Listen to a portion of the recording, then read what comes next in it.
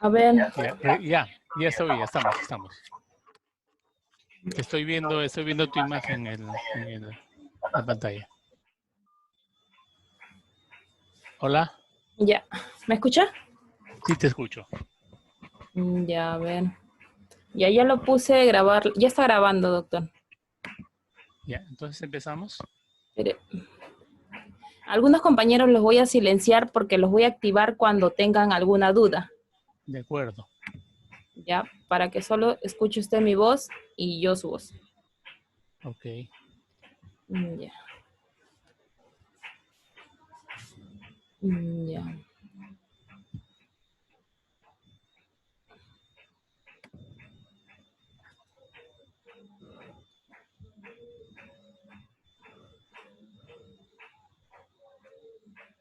Ya.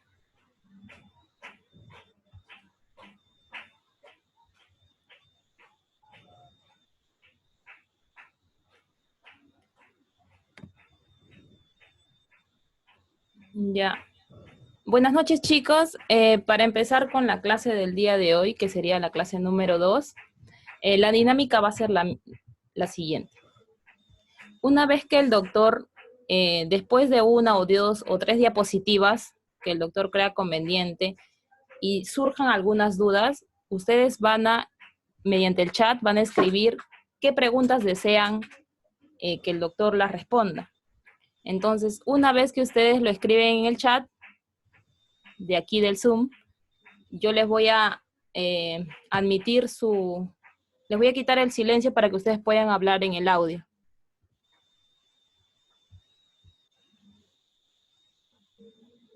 Y así sea más ordenado y no se escuchen todas las voces al mismo tiempo, ¿sí?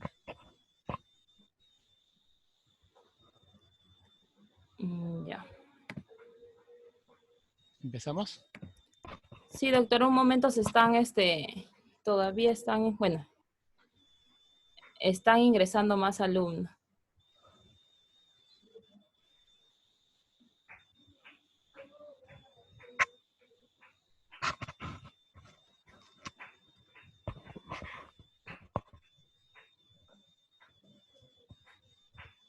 Todavía, Gustavo, no se debería ver nada porque el doctor todavía no comparte. ¿Usted ya está compartiendo, doctor, la pantalla?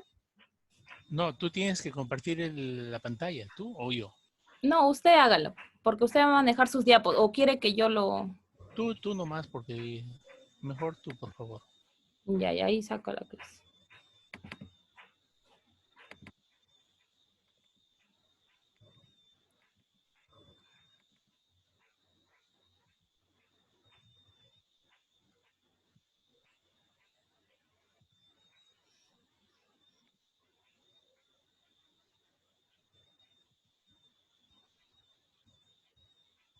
Ya, doctor, ¿puede visualizar?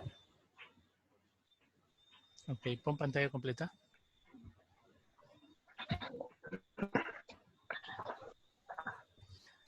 Bueno, buenas noches. Espero me estén escuchando todos. Ya saben, mi nombre es Max Aliaga, soy profesor de epidemiología. Y hemos tenido una primera clase. Vamos a continuar hoy día con la clase 2. Esta clase es parte de lo que va a ser varias clases donde se va a hablar sobre las medidas que se hacen o que se tienen que hacer o de las cuales se vale la epidemiología, ¿no? En este momento vamos a desarrollar dos partes, las escalas de medición y el error y sesgo, ¿no? Pase la otra. Hola. Sí, doctor, ahí está.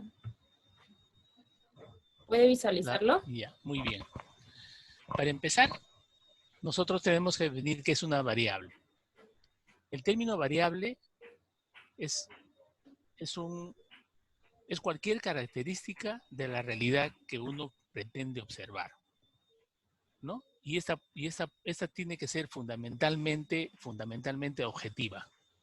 Hay condiciones subjetivas, como por ejemplo medir el amor o medir el cariño o medir ciertas situaciones inherentes a la persona humana que son cuestiones subjetivas. Eso no es posible medir. Sin embargo, por ejemplo, el dolor es una variable subjetiva, es un síntoma. El dolor sí se ha podido medir, se ha conseguido una escala de medición del 1 al 10, en donde al paciente se le pregunta y se le dice, a ver, entre el 1 al 10, ¿cuál número escogería teniendo en cuenta que el 1 es poco y así sucesivamente el 10 es un dolor más intenso, el máximo, ¿no? Entonces, esa variable subjetiva, que es el dolor, se ha permitido medir con una escala de medición del 1 al 10. Pero en general, las variables se miden en forma básicamente objetiva, ¿no? Y estas variables generalmente toman el valor de la unidad. ¿La que sigue?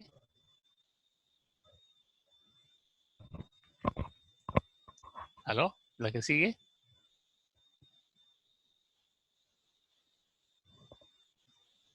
Rosa, ¿la que sigue?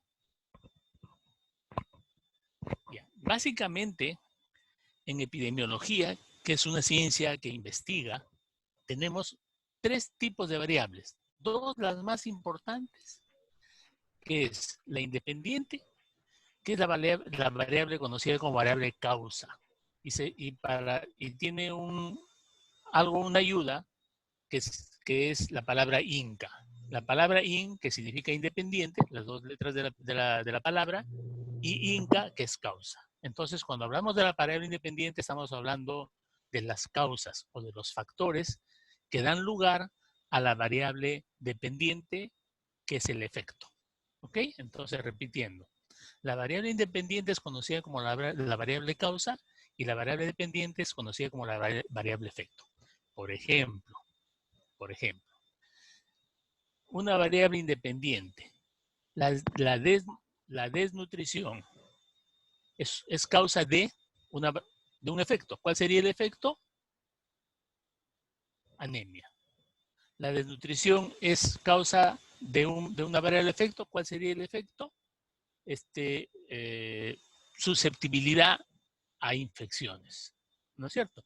Entonces, cuando tenemos este tipo de variables, independiente y dependiente, estamos estableciendo una asociación del efecto y la causa. Y cuando establecemos una asociación, nosotros podemos construir una hipótesis con esa asociación.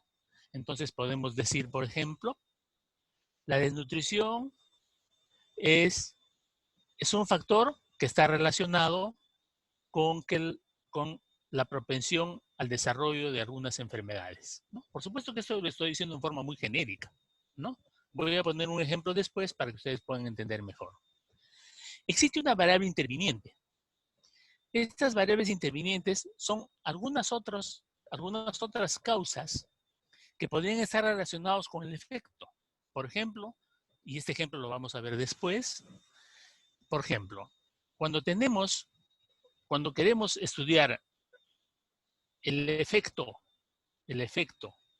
de el alcohol para el desarrollo de gastritis, estamos hablando el alcohol como variable independiente porque es la causa, ¿ok? Y la gastritis estamos hablando como la variable efecto. Estamos hablando y diciendo, el alcohol es un factor que está relacionado a la gastritis. Si nosotros hacemos esta asociación, nosotros tenemos que anular una variable interviniente que me esté afectando lo que quiero saber. Y esa variable independiente es el tabaco. ¿Por qué? Porque generalmente las personas que toman alcohol fuman. Entonces, cuando haga yo un estudio en donde quiera asociar una variable independiente causa un efecto, una variable independiente causa del alcohol, efecto gastritis, yo tengo que eliminar esas variables que me pueden afectar lo que yo quiero estudiar. ¿De acuerdo? Entonces pasemos. Esto quiero que quede bien en claro, por favor. Si hay alguna pregunta para después, con mucho gusto. ¿La que sigue? ¿La próxima?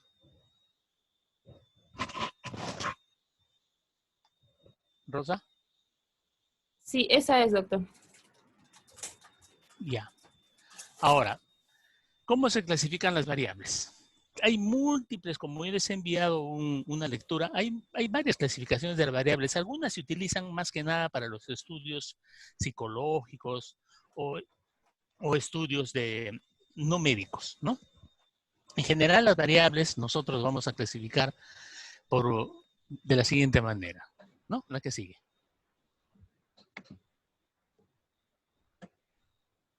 La que sigue. Aquí, en dos grandes grupos.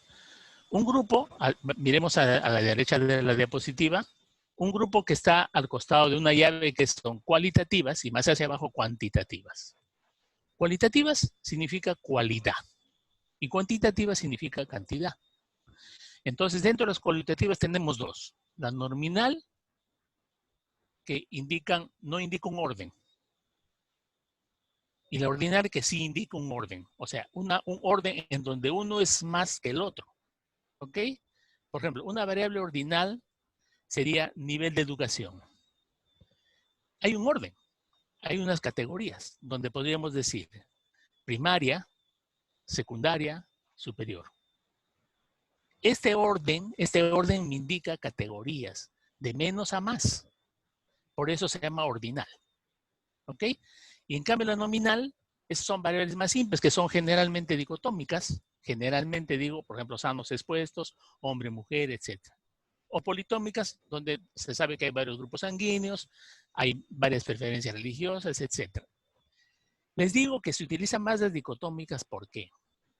Porque cuando uno tiene muchas variables politómicas, las investigaciones tienen no se pueden inferir.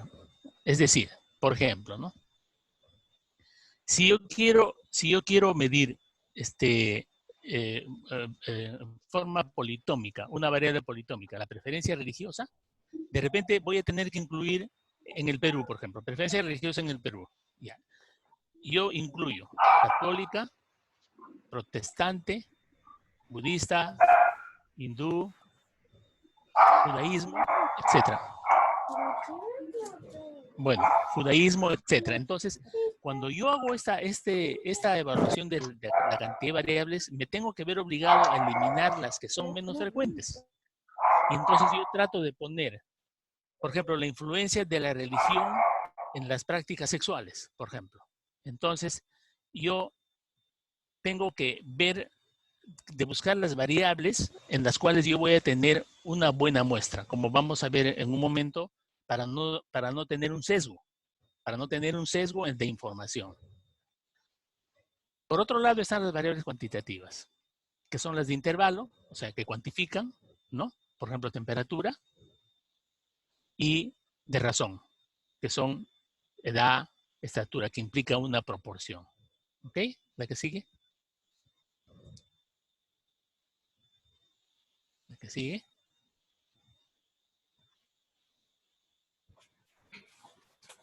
Ahí está, doctor. Ya. Ahora, cuando yo tengo una variable, yo tengo que medirla. ¿No es cierto?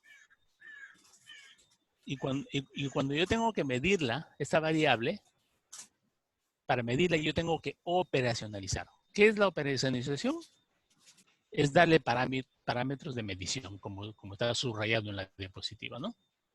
Entonces, cuando yo operacionalizo, voy a poder la relación que existe en las variables, entre las variables independientes y las variables dependientes, ¿no? Generalmente, para hacer esta investigación, para hacer cualquier investigación, yo tengo que operacionalizar mis variables. ¿La que sigue? Ahí está, doctor.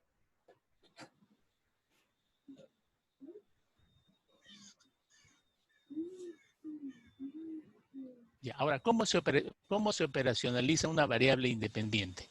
Como les he puesto acá, la variable INCA, ¿no? INCA, independiente causa, y la variable dependiente efecto. Estoy tratando de reforzar este conocimiento. Entonces, lo primero que hago para operacionalizar una variable es enunciar o definir la variable. ¿Cuál es mi variable? Anemia, ¿no es cierto? La definición conceptual. Número 2. qué es anemia? Tengo que decir que es la disminución de los niveles de hemoglobina, etcétera, ¿no es cierto? Por debajo de los niveles de normalidad, ¿no? Como tercer punto, las dimensiones. ¿Cuáles son las dimensiones? ¿Qué dimensiones voy a tomar? Tengo que hacer un dosaje de hemoglobina. O sea, de 12, de 9, 10, 11, 12, dentro de los valores normales que voy a tomar. El número 4, buscar los indicadores adecuados para cada dimensión. Voy a decir, esto de acá a este nivel es anemia leve, moderada o severa. Cuando estoy en este nivel, el 4, yo estoy ya operacionalizando efectivamente mi variable. Porque lo que quiero determinar, como vamos a ver después, es que qué grado de anemia o qué nivel de anemia me va a generar, lean el número 1 de la variable dependiente, o me va a producir un problema en el coeficiente intelectual. ¿Ok? Voy a volver a repetir esto. En este punto, cuando yo estoy dando las dimensiones, anemia leve, moderada y severa, yo estaría definiendo esta como causa para mi variable dependiente efecto, el problema que tengo aquí, que es el coeficiente intelectual. La pregunta es, ¿anemia leve, moderada y severa es ordinal? Sí, sí es ordinal, porque me indica un orden, una categoría de menos a más, ¿no es cierto? El número 5, definir cualitativa, ordinal, como dice acá, ¿no? Ahora, en segundo lugar, voy a operacionalizar mi variable dependiente. Igual, enuncio la variable. ¿Qué quiero averiguar? Si la anemia tiene un efecto sobre el coeficiente intelectual. Por supuesto que ese es un ejemplo. Al final lo que quiero saber es, lo que han querido saber los investigadores en esto es si la anemia en la niñez genera un déficit de cociente intelectual en los estudiantes universitarios, en los estudiantes secundarios, ¿no? Luego paso a la definición conceptual, luego veo las dimensiones y hay una serie de encuestas, una serie de tablas, una serie de que miden estas dimensiones, ¿no? Cuando uno hace una investigación tiene que fijarse de estas tablas, de estas encuestas, de estos tests, etcétera, ¿no? Y luego les doy sus dimensiones. Igual ordinal, ¿no es cierto? Superior, muy superior, alto, promedio, etcétera, ¿no? La que sigue.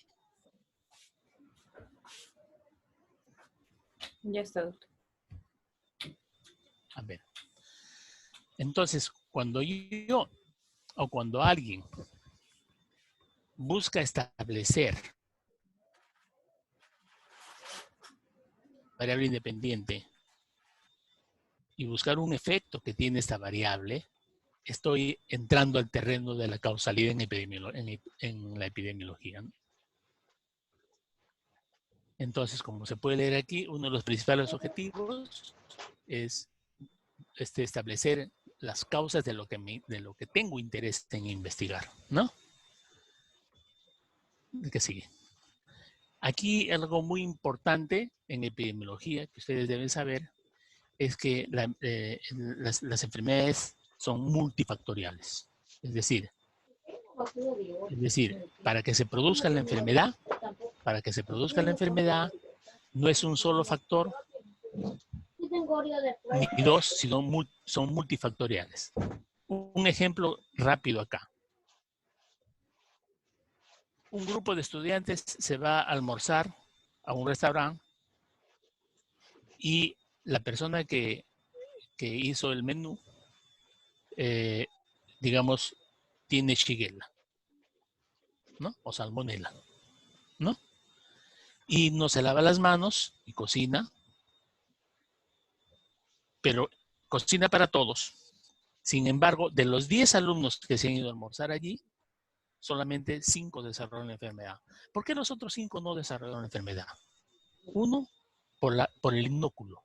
O sea, ¿qué cantidad de salmonela hubo en el plato del alumno 1 versus el alumno 1 que sí se enfermó versus el alumno que no se enfermó, que fue el 5, por decirles? ¿Por qué uno se enfermó y por qué el otro no se enfermó? por el inóculo, por la cantidad de salmonela que hubo en el plato que comió. Otro aspecto, el sistema inmunológico. ¿Cómo estuvo el sistema inmunológico del que se enfermó versus el que no se enfermó? ¿No? Entonces, no estamos viendo un solo factor como causante de la enfermedad, sino multifactorial. ¿No es cierto? Entonces, como dice acá, una combinación de estos factores que juegan un papel importante en el desarrollo de la enfermedad. Entonces, de ahí surge también un adagio que dice no existen enfermedades sino enfermos. Porque si digo, ¿qué es la salmonela? ¿Qué es la salmonelosis? Es una enfermedad diarreica aguda, ¿no? Producida por la salmonela, ¿no? Que se ingiere por vía oral, etc. Entonces yo defino eso. ¿Y qué produce? Diarreas, deshidratación, fiebre, cólicos, todas esas manifestaciones presenta, pero ¿esas manifestaciones se van a presentar igual en todos? No. Porque depende, es multifactorial. Y esa multifactorial es en relación a la gente, al huésped y al ambiente, que es una clase que vamos a tener después. O sea, hay que ver cuánto de agresivo es el agente, cuánto de defensas tiene el huésped y el ambiente, que es el plato, cuánto de gérmenes hubo en ese plato, etcétera, ¿no? La que sigue.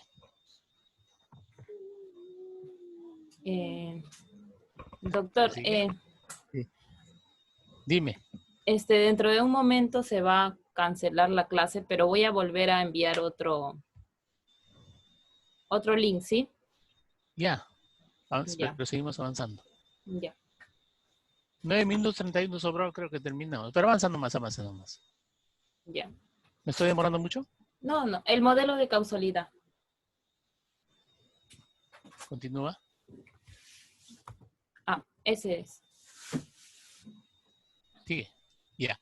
Este es un modelo que va a ser parte de la práctica del gabinete que les voy a dejar, ¿ya? Les estoy dando esto para que ustedes hagan un ejemplo de modelo de causalidad de una enfermedad en particular que yo les voy a dejar. ¿Para que sigue?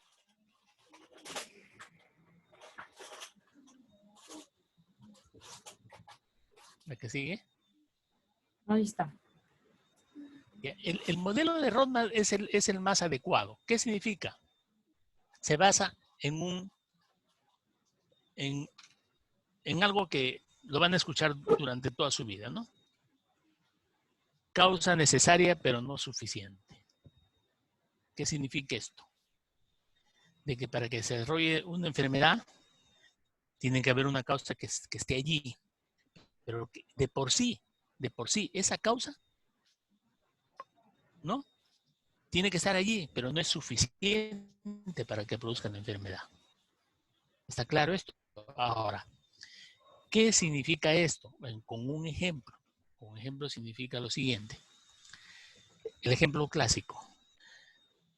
Se ha demostrado que el cáncer de cuello uterino es producido por un virus, que es el virus del papiloma humano. ¿No es cierto? Pero la presencia del virus papiloma humano es necesario, pero no es suficiente para que las mujeres desarrollen el cáncer. Porque existen una serie de cofactores, múltiples factores, que tienen que estar presentes también para que la mujer desarrolle cáncer. ¿De acuerdo? ¿Cuáles son estos? Relaciones sexuales tempranas, multiplicidad de parejas sexuales, coitales, sin preservativo, pobreza, presencia de infección por clamidia, el tabaquismo, inmunodepresión, ¿no? O sea, todos esos factores asociados o en presencia del virus del papiloma humano son lo que da lugar a al término causa necesaria, pero no suficiente. ¿No es cierto? Entonces, vamos a leer. Este modelo define como causa suficiente a un grupo de condiciones y acontecimientos mínimos que inevitablemente inician o producen la enfermedad. ¿La que sigue? Creo que con el ejemplo está claro. ¿La que sigue?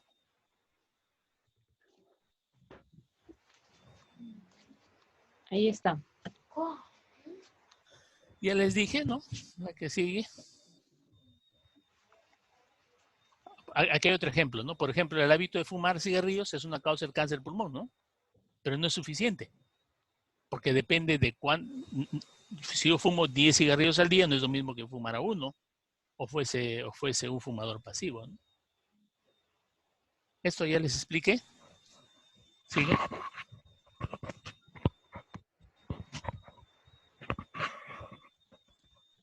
Entonces, la causa necesaria siempre debe estar presente ante una enfermedad. Este es el ejemplo. La mujer que es contagiada con PVH no necesariamente va a desarrollar el cáncer porque es necesaria la presencia de una serie de cofactores, muchos desconocidos, que harán que algunos desarrollen el cáncer y otros no. Estos cofactores son clamidia, tabaquismo, inmunosupresión. Entonces, se dice que la infección por PVH es una causa necesaria para el desarrollo del cáncer. Que el virus esté allí, pero no es suficiente porque se necesita la presencia de otros cofactores. ¿La que sigue? Igual para toda enfermedad, ¿no? Para toda enfermedad se necesita una serie de cofactores. Ya les expliqué ya lo de la infección por salmonela. Y este es un modelo lineal, ¿no? Lineal causalista, que también tiene relación con todo esto, porque mire, nosotros al nacer nos infectamos con el bacilo de la tuberculosis. Pero ¿quiénes desarrollan tuberculosis después? Solamente existen una serie de múltiples factores, que aquí le llaman multicausalidad, ¿no? Como desnutrición, que es este bajo salario y desgaste laboral, que es pobreza, el alcoholismo, la resistencia bacteriana, etc. Por ejemplo, los pacientes que tienen inmunosupresión hacen tuberculosis galopante y la mortalidad es mayor en estas personas, ¿no? Este es el modelo de multicausalidad o causalista de la tuberculosis, otro modelo. ¿La que sigue? En este caso, el bacilo de Koch es el causal, que se llama variable X, y la tuberculosis Y, que es la variable efecto, ¿no? Así también se pone XY, ¿ok? También se le da esa denominación. ¿La que sigue?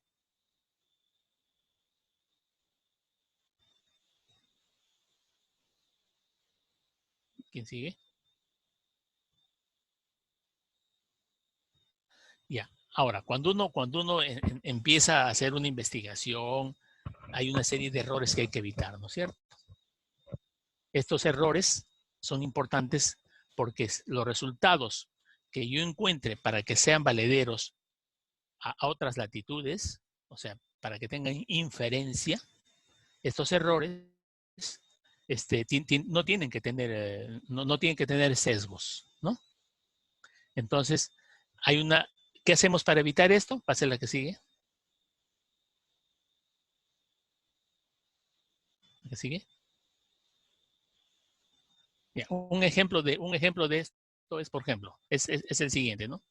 Yo voy a hacer una encuesta acerca del conocimiento del COVID, ¿no? En una población de Lima, ¿no? Si es que yo hago no voy a hacer una encuesta a los 10 millones de personas que hay en Lima. No lo voy a hacer. Entonces hago un procedimiento que se llama muestreo o muestra. Tomo una muestra, ¿no? Esta muestra que yo voy a tomar tiene que ser, para que sea valedera, tiene que ser por conglomerados. O sea, por lugares en donde geográficamente determinados, ¿no es cierto? Porque si yo hago una encuesta en donde yo ubico solamente en los sectores, como por San Isidro versus Villa María del Triunfo, San Juan de Gancho, qué sé yo de seguro que voy a tener un error o sea, es un error, como dice, un error aleatorio debido al azar. ¿Por qué? ¿Por qué voy a tener eso? Porque yo tengo que suponer que las personas que viven en Miraflores, o yo supongo, puedo estar equivocado, estas personas tienen un nivel intelectual, podrían tener un nivel intelectual mayor que aquellos que viven en un asentamiento humano. ¿No es cierto? Entonces, ahí, para evitar este error, yo tengo que, este error de muestreo, yo tengo que tener mucho cuidado en establecer dónde y en quiénes voy a tomar la muestra, para no tener este error que se llama error aleatorio, que también que se debe al azar, ¿no? Y el otro error es el error sistemático, el número 2, que también está en relación con el primero, que se llama defectos en el método de la selección de los participantes, como vamos a ver, como vamos a ver después. Este error sistemático se conoce como sesgo, ¿no? O sea, información sesgada. Cuando yo elimino todos estos errores aleatorios sistemáticos, voy a tener una investigación que vale la pena y que puede tener valor para tener una inferencia hacia todo Lima, digamos así. ¿La que sigue? Ya, O sea, entonces, doctor, estoy tomando una muestra pequeña, pero puedo inferir que esto se puede establecer para todo Lima. doctor, ¿Aló? ¿me escucha? ¿Sí? ¿Seguimos? Sí, doctor, lo que pasa es que ya va a Sí, acabar la reunión. Voy a dime. cerrarlo